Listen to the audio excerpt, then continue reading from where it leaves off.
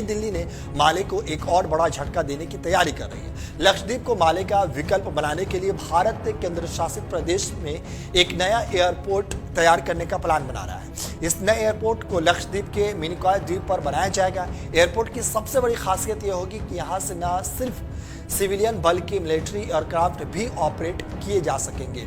Media reports ने सरकार के सूत्रों का हवाला देते हुए कहा कि प्लान के तहत यहां ज्वाइंट एयरफील्ड बनाने की तैयारी है, जो फाइटर जेट्स, मिलिट्री ट्रांसपोर्ट और कमर्शियल एयरक्राफ्ट को ऑपरेट करने की काबिल हो। सूत्रों ने आगे बताया कि मिनिकॉय द्वीप पर नए एयरफील्ड को बनाने का प्रस्ताव पहले भी दिया जा चुका है, मगर नए प्लान के तहत डिफेंस और सिविलियंस दोनों कामों के लिए ज्वाइंट एयरफील्ड बनाने का प्रस्ताव पहली बार दिया गया है और इस तरीके से लक्षद्वीप को मालदीव का लगातार विकल्प बनाया जा रहा है। सरकार के इस फैसले का मकसद लक्षद्वीप में पर्यटन को बढ़ावा देना तो है ही साथ वो वहां से अरब सागर और हिंद महासागर क्षेत्र में अपनी सर्विलांस क्षमताओं को मजबूत भी करना चाहती है। नए एयरफील्ड से भारत को एक तीर से दो निशाने लगाने का मौका मिलने वाला है। वहीं लक्षद्वीप के मिनिकॉय द्वीप पर नए एयरफील्ड को तैयार करने का पहला प्रस्ताव इंडियन कोस्ट गार्ड ने दिया था और इस तरीके से जब पूरे देश में यानी कि मालदीव और भारत विवाद छिड़ा हुआ है और इसी बीच भारत सरकार ने एक नया प्रोजेक्ट प्रस्तुत किया है। मौजूदा प्रस्ताव इस बात की ओर इशारा करता है कि भारतीय वायुसेना एयरफील्ड से ऑपरेट करना चाहती है। एक बार ऑपरेट होने के बाद एयरपोर्ट से डिफेंस सर्विसेज की सर्विलांस क्षमता के साथ साथ स्थानीय पर्यटन उद्योग की आय भी बढ़ सकेगी।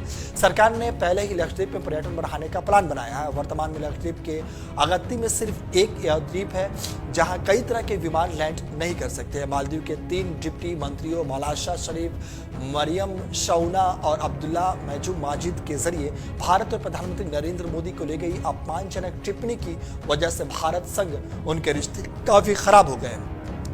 तीनों मंत्रियों ने पीएम मोदी के लक्षद्वीप दौरे को लेकर मजाक उड़ाया, जिसके बाद उन्होंने मालदीव की सरकार ने सस्पेंड कर दिया। मालदीव के विपक्षी नेताओं ने भी सरकार के मंत्रियों की टिप्पणी को लेकर उनकी आलोचना की है। मालदीव सरकार ने बयान जारी कर तीनों मंत्रियों की टिप्पणियों से किनारा कर लिया और भारत को एक प्रमुख सहयोगी बताया। हालांकि रिश्ते खराब होने की आहट तभी लग गई थी जब मोहम्मद मोइज़ू राष्ट्रपति बने थे। उन्होंने चुनाव अभियान के दौरान भारत विरोधी कैंपेन चलाया।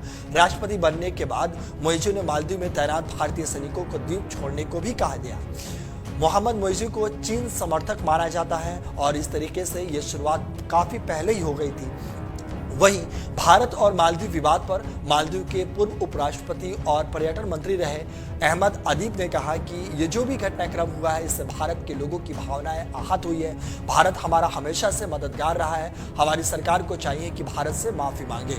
इसके अलावा मालदीव के राष्ट्रपति को व्यक्तिगत तौर पर प्रधानमंत्री नरेंद्र मोदी से भी बात करनी चाहिए। उन्होंने कहा कि जिन जूनियर मंत्रियों ने बयानबाजी की मूलतः वह एक्टिविस्ट रहे हैं, लेकिन अब वह सरकार में जिम्मेदार पद पर है। एक्टिविज्म और सरकार में होना दोनों में बहुत बड़ा अंतर होता है। इस तरीके से उपराष्ट्रपति ने अपने ही सरकार को नसीहत दी और भारत सरकार से वर्तमान सरकार को माफी मांगने की